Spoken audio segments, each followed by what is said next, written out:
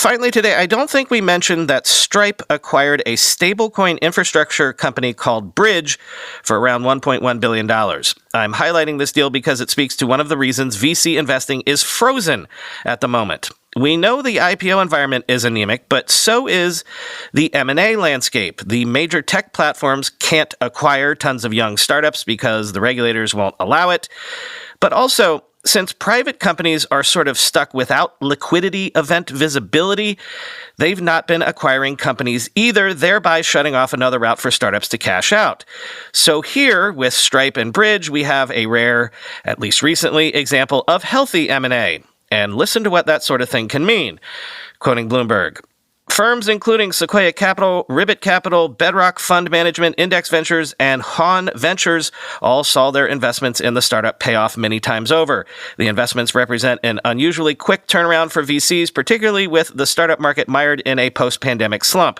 Bridge was less than 3 years old when Stripe agreed to buy it. The leader of the pack was Sequoia, which owns close to 16% of Bridge, said multiple people who asked not to be identified discussing private information. Sequoia's stake in the startup is worth significantly more than $100 million, a substantial return on the $19 million it invested when it led Bridge's Series A funding less than a year ago. That deal was led by Sequoia partner Sean McGuire, who also took a board seat at the startup. Sequoia declined to comment. Ribbit owned close to 10% of Bridge, two people said, a stake worth about $100 million. Other investors included Bedrock with a stake of more than 6% and Index at about 6%. The crypto-focused venture firm Haun Ventures had a stake of about 4%.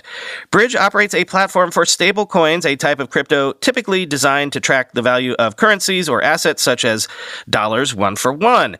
The startup attracted Stripe's attention in part because of its rapid growth. One of the people said the business recently reached about a $14 million run rate and continues to accelerate, said the person, end quote. Yeah, worth underlining that this is good news for the crypto investment space as well, though, as we've been saying, it's stablecoins that seem to be the big winners at the moment.